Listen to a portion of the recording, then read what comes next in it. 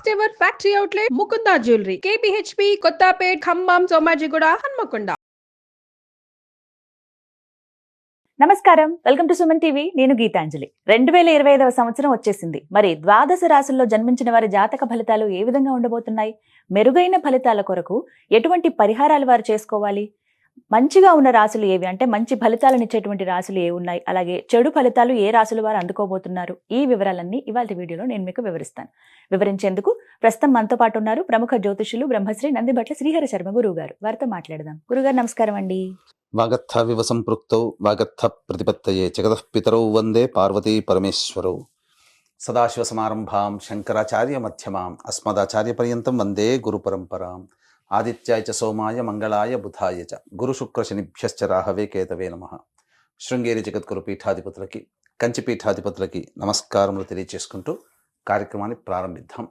వీక్షించేటువంటి Suman TV ప్రేక్షకులకి గమనిక, ఇప్పుడు మనం చెప్పుకోబోయేటువంటి రాశి ఫలాలు ఏవైతే ఉన్నాయో అవన్నీ కూడా ఆంగ్ల నూతన సంవత్సర గమనాన్ని దృష్టిలో పెట్టుకొని జనవరి 1వ తారీఖు నుంచి డిసెంబర్ 31వ తారీఖు వరకు మాత్రమే ఉన్నటువంటి గ్రహాల స్థితిగతులను బట్టి వివిధ రాశుల వారికి ఏ విధంగా ఉండబోతుందో తెలుసుకుందాం.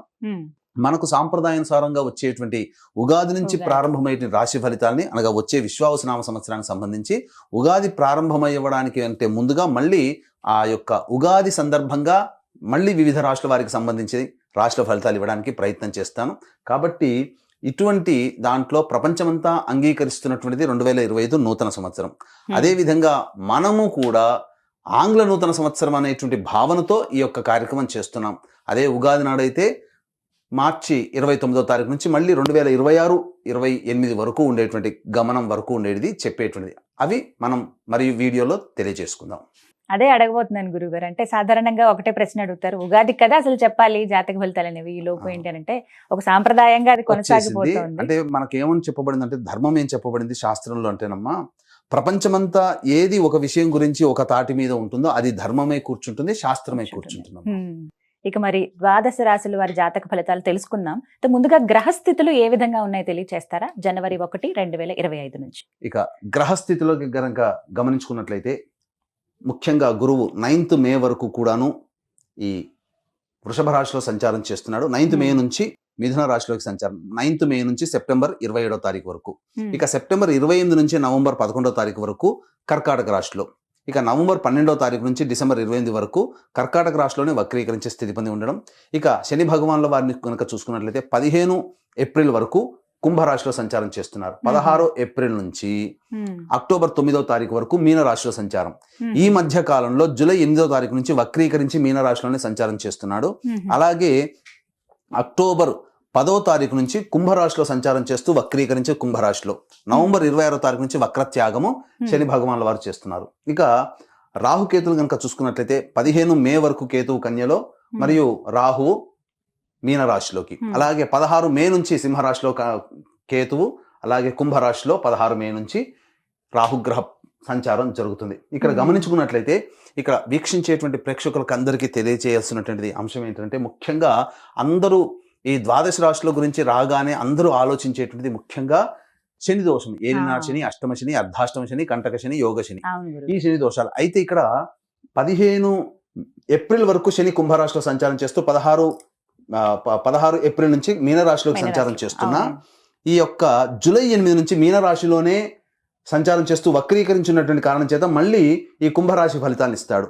అక్టోబర్ 10న కుంభరాశిలోనే వక్రీకరించి ఉన్నటువంటి స్థితిగతుల చేత ఏమవుతుంది, మళ్ళీ మకర రాశి ఫలితాన్ని శని భగవానులు ఇస్తారు. కాబట్టి అర్థం చేసుకోవాల్సినటువంటి అంశం ఏంటంటే, ఎవరికి కూడాను ఈ సంవత్సరం శని భగవానుడు యోగదాయకంగా పూర్తిగా లేడు. 12 రాశుల వారికి అష్టమ శని, అర్ధాష్టమ శని, కంటక శని, యోగ శని, దాంపత్య శని, ఈ రాశుల ఈ యొక్క శని దోషాలు ఏదో ఒక సందర్భంలో కొన్ని నెలల పాటు అందరూ రాశుల వారు అనుభవించాల్సిందే తప్ప ఇక్కడ ప్రత్యామ్నాయము లేదు. కాబట్టి ఇక కుంభరాశి వారికి ఏలినాటి శని వెళ్ళిపోతుందని సంతోషం కానీ, ఈ యొక్క సంబంధించి మకర రాశి వారికి ఏలినాటి శని వెళ్ళిపోతుందని సంతోషం కానీ, లేకపోతే కర్కాటక రాశి వారికి అష్టమ శని దోషం పోతుందని కానీ భావించాల్సిన అవసరం లేదు. వృశ్చిక రాశి వారికి అర్ధాష్టమ శని దోషం పోతుందని కూడా భావించాల్సిన అవసరం లేదు. ఎందుకంటే శని మళ్ళీ రుజు మార్గంలో వెళ్ళి మళ్ళీ వక్ర మార్గం చేత వక్రగతిన సంచారం చేస్తున్నటువంటి కారణం చేత 12 రాశులు శని ప్రభావానికి గురవుతాయి. కాబట్టి ఈ సంవత్సరం అన్ని రాశుల వారు శని దోష పరిహారములు ఖచ్చితంగా చేసుకోవలసినదే, అందులో సందేహం లేదు. గ్రహస్థితులు అయితే ఈ విధంగా ఉన్నాయి. గ్రహస్థితి ఏ విధంగా ఉందో తెలియజేశారు గురుగారు. మరి ఈ 2025వ సంవత్సరంలో ద్వాదశ రాశుల జాతక ఫలితాలు తెలుసుకుంటున్నాం. ఇందులో భాగంగా కన్యా రాశి వారి జాతక ఫలితాలు ఏ విధంగా ఉన్నాయి, ఎవరికి ఈ సంవత్సరం బాగా కలిసి వస్తుందో తెలియజేస్తారా? ఈ కన్యా రాశిలో జన్మించినటువంటి వారికి జనవరి 1వ తారీఖు నుంచి డిసెంబర్ 31వ తారీఖు వరకు ఏ విధంగా ఉండబోతుందో తెలుసుకుందాం. ముఖ్యంగా ఈ యొక్క కన్యా రాశిలో జన్మించినటువంటి వారికి 15 మే వరకు రాహువు మీనరాశిలో, కేతువు కన్యా రాశిలో, 16 మే నుంచి కేతువు సింహరాశిలో, రాహువు కుంభరాశిలో సంచారం చేస్తుండడం. అలాగే శని భగవానుల వారు 15 ఏప్రిల్ వరకు కుంభరాశిలో సంచారం చేస్తూ 15 ఏప్రిల్ నుంచి మళ్ళీ 16 ఏప్రిల్ నుంచి అక్టోబర్ 9 వరకు మీనరాశిలో. ఇక ఈ యొక్క సంబంధించినటువంటిది అలాగే గురుగ్రహ ప్రభావం చూసుకున్నట్లయితే 9 మే వరకు వృషభ రాశిలో, 9 మే నుంచి సెప్టెంబర్ 27వ తారీఖు వరకు మిథున రాశిలో, మళ్ళీ 28 నుంచి సంబంధించినటువంటిది కర్కాటక రాశిలో సంచారం సెప్టెంబర్ 28 తర్వాత. అయితే తర్వాత చెప్పొచ్చేది ఏమిటంటే దైవ బలం సంపూర్ణంగా ఉన్నటువంటి జాతకం ఈ యొక్క కన్యా రాశిలో జన్మించినటువంటి వారికి అద్భుతంగా యోగదాయకం. చాలా మటుకు అనుకుంటుంటారు ఇక్కడ శని ప్రభావం కూడా మీకు ఎక్కువ శాతము ఈ యొక్క శని కూడాను యోగదాయకంగా ఉంటున్నాడు, అలాగే గురువు గారు కూడా యోగదాయకంగానే ఉంటున్నాడు. అయితే ఎప్పటి నుంచి ఇవన్నీ కూడా యోగదాయకంగా ఉంటాయి? గురువు యోగిస్తున్నాడు, శని యోగిస్తున్నాడు, రాహు యోగిస్తున్నాడు, అలాగే కేతుగ్రహం కూడా కన్యా రాశి వారికి యోగిస్తుంది. ఇక ఈ సంబంధించినటువంటి రాశిలో జన్మించినటువంటి వారికి ప్రధానంగా చూసుకున్నట్లయితే 30 మార్చి వరకు గురువు మిథున రాశిలో సంచారం చేస్తూ వక్రీకరించి ఉండడం. కాబట్టి జనవరి 1 నుంచి మార్చి 30 వరకు కాస్త అనారోగ్య సమస్యలు ఎక్కువగా ఉండడము, చీటికి మాటికి చికాకులు ఎక్కువగా ఉండడము, చేస్తున్నటువంటి ప్రయత్నాల్లో కొన్ని ఆటంకాలు డిలే అవుతుండడము, ఇవన్నీ కొంత ఇబ్బందికర పరిస్థితులుగా 30 మార్చి వరకు ఉంటుంది. ఇక 30 మార్చి నుంచి 9 మే వరకు గురువు వృషభ రాశిలో, తదనంతరం 9 మే నుంచి సెప్టెంబర్ 27వ తారీఖు వరకు గొప్పదైనటువంటి దశమస్థానంలో సంచారం చేస్తున్నాం. కాబట్టి ఇక 1 ఏప్రిల్ నుంచి ఇక పూర్తిగా డిసెంబర్ వరకు కూడా ఏ రకమైనటువంటి ఇబ్బందులు లేనటువంటి జీవితం ఈ యొక్క కన్యా రాశిలో వారికి ఉండబోతుంది. ఇక శని ప్రభావం కనుక చూసుకున్నట్లయితే 15 ఏప్రిల్ వరకు శని యోగదాయకంగా ఉంటున్నాడు. కాబట్టి ఇక్కడ గురువు గారు సరిగ్గా లేకపోయినా శని కవర్ చేయబోతున్నాడు. కాబట్టి మీకు పెద్దల సహాయ సహకారం లేకపోయినా కింది స్థాయి వాళ్ళ యొక్క సహాయ సహకారం ఉండడం వల్ల మీరు అనుకున్నటువంటి పనులు శని దగ్గరుండి జరిపిస్తాడు. ఇక 15 ఏప్రిల్ తర్వాత 16 ఏప్రిల్ నుంచి మీనరాశిలోకి సంచారం చేస్తున్నప్పటికీ సప్తమ శని ప్రభావం ఉన్నప్పటికీ ఏమవుతుంది, కొంత యోగదాయకంగా ఉంటుంది. వివాహం కావాల్సినటువంటి అబ్బాయిలకి అమ్మాయిలకి సంబంధించి 16 ఏప్రిల్ నుంచి యోగదాయకంగా మారబోతుంది. వివాహానికి సంబంధించినటువంటి సమస్యలు తొలగిపోతాయి. ఇక అన్నిటికంటే ప్రధానంగా జూలై 8వ తారీఖు నుంచి మళ్ళీ వక్రీకరించి కుంభరాశి ఫలితాలను ఇవ్వడము, అలాగే ఈ యొక్క అక్టోబర్ 10వ తారీఖు నుంచి మళ్ళీ కుంభరాశిలోనే వక్రీకరించే స్థితి పొంది ఉండడం, ఇక్కడ మళ్ళీ మకర రాశి ఫలితాలు. కాబట్టి శని భగవానుల వారు 15 ఏప్రిల్ వరకు, మళ్ళీ జూలై 8 నుంచి అక్టోబర్ 10 వరకు విపరీత రాజయోగాన్ని కలగచేస్తున్నాడు. కాబట్టి ఇబ్బంది పడాల్సినటువంటి అవసరం లేదు. ఇక అన్నిటికంటే ప్రధానంగా 16 మే నుంచి రాహు కూడాను షష్టమ స్థాన స్థితిగతులు ఉన్నటువంటి కారణం చేత మీకు ప్రధానంగా ఆకస్మికమైనటువంటి ధన ప్రాప్తి మీకు లభించబోతుంది.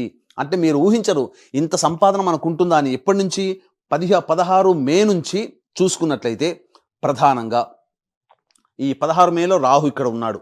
అలాగే జూలై 8వ తారీఖు నుంచి మళ్ళీ శని భగవానుల వారు కూడా యోగిస్తున్నారు. కాబట్టి ఏతావాత జూలై 8 నుంచి అక్టోబర్ 10వ తారీఖు ఉన్నటువంటి కాలం, అనగా ఆగస్టు, సెప్టెంబర్, అక్టోబర్ 3 నెలల కాలం అద్భుతమైనటువంటి కాలం ఈ యొక్క కన్యా రాశిలో జన్మించినటువంటి వారికి ఉండబోతుంది.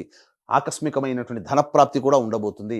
ఇక మళ్ళీ 1 ఏప్రిల్ నుంచి 9 మే వరకు కూడాను ఈ యొక్క సంబంధించినటువంటి యోగదాయకమైనటువంటి పరిస్థితి. మళ్ళీ ధనం అనేటువంటిది చక్కగా వస్తుంది. ధనానికి ఎటువంటి లోటు లేని జాతకం ఈ 2025వ సంవత్సరంలో కన్యా రాశిలో జన్మించినటువంటి వారికి ఉండబోతుంది.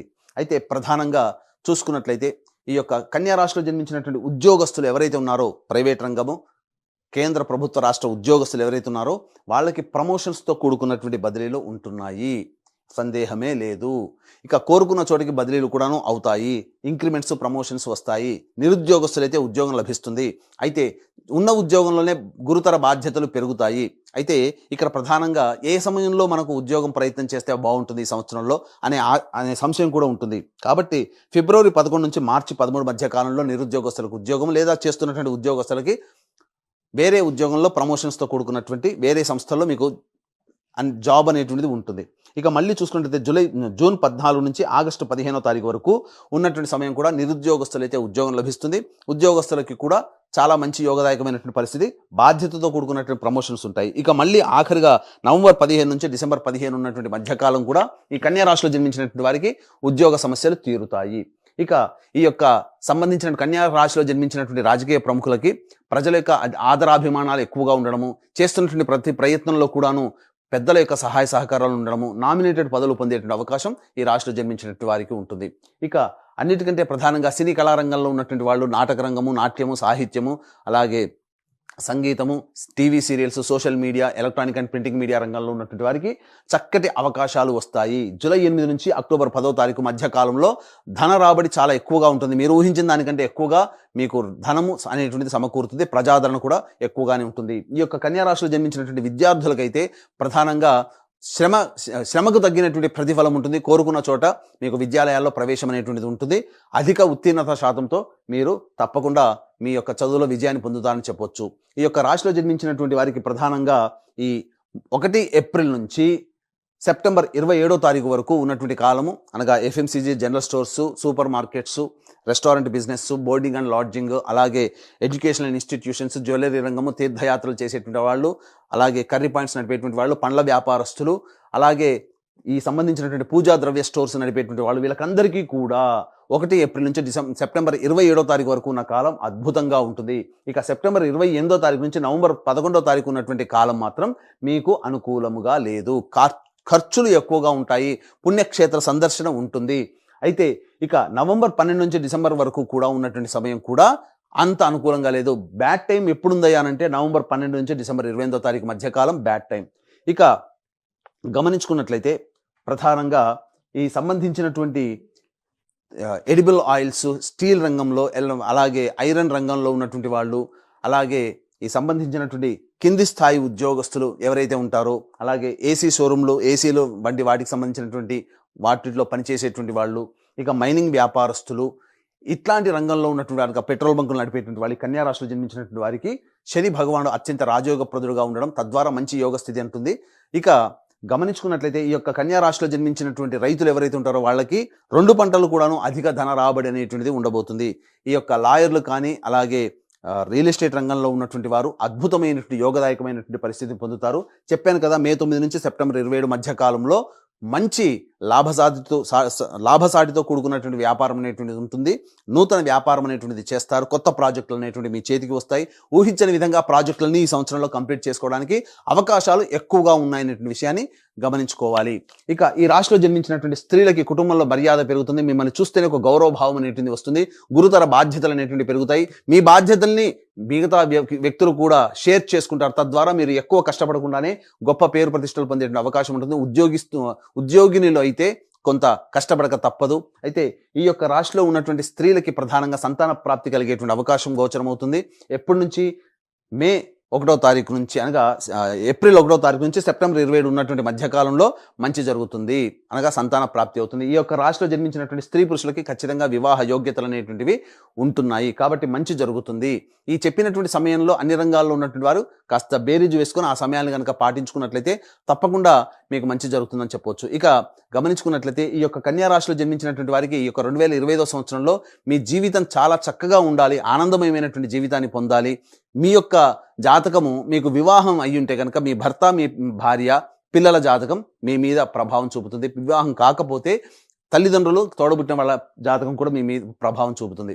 కాబట్టి ఈ 2025 సంవత్సరంలో మీ యొక్క సంకల్పం సంపూర్ణంగా నెరవేరాలి అనేటువంటి సదుద్దేశముతో సర్వదోష నివారణ పూజలు, హోమాలు, జాతకరీత్యా కలుగు విద్య, వివాహ, ఉద్యోగ, దాంపత్య, సంతాన, అనారోగ్య సమస్యల నివారణకి, అలాగే ఈ సంవత్సరం అంతా కూడాను శని భగవాను వారు 12 రాశుల వారిని ప్రభావితం చేయబోతున్నారు. 12 రాశుల వారికి శని ప్రభావం ఉంటుంది. అయితే ఈ యొక్క సంబంధించినటువంటి దోష నివారణార్థమే సర్వదోష నివారణ పూజల, హోమాలు ప్రతి నెల ఒక్కొక్క పుణ్యక్షేత్రంలో ఈ 2025 సంవత్సరం అంతా కూడా మీ కుటుంబ సభ్యుల గోతనామాలతో చేయించడం జరుగుతుంది. దీనికి శ్రీకారం జనవరి 13వ తారీఖు రోజున చుట్టబోతున్నాము.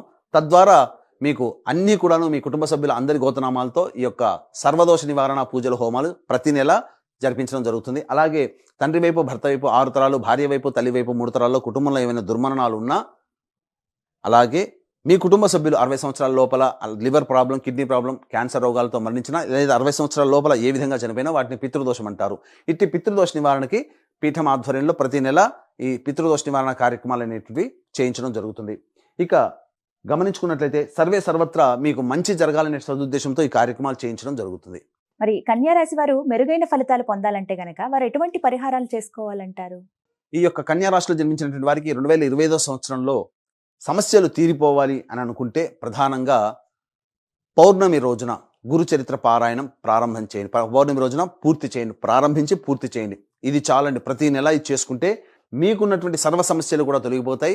వీలు కుదిరినప్పుడల్లా శివాలయ సందర్శనం చేసుకోవడం ద్వారా మీకు మంచి జరుగుతుందని చెప్పవచ్చు. ఇక చెప్పినటువంటి విషయాల కంటే ఇంకా విభిన్నంగా మీ జీవితం ఉందంటే మీ యొక్క జన్మజాతకంలోని నడుస్తున్నటువంటి గ్రహ దశాంతర దశల ప్రభావాలు. కావున దగ్గరలోని మంచి ఉపాసనాపరులైనటువంటి జ్యోతిష్యుని సంప్రదించి వారి సలహాలు సూచనలు కనుక పాటించినట్లయితే మరింత మెరుగైనటువంటి జీవితాన్ని పొందుతారని ఆశిస్తూ సర్వం శ్రీ ఉమామహేశ్వర పరబ్రహ్మార్పణమస్తు. చాలా చక్కగా వివరించారు గురుగారు. ధన్యవాదాలండి.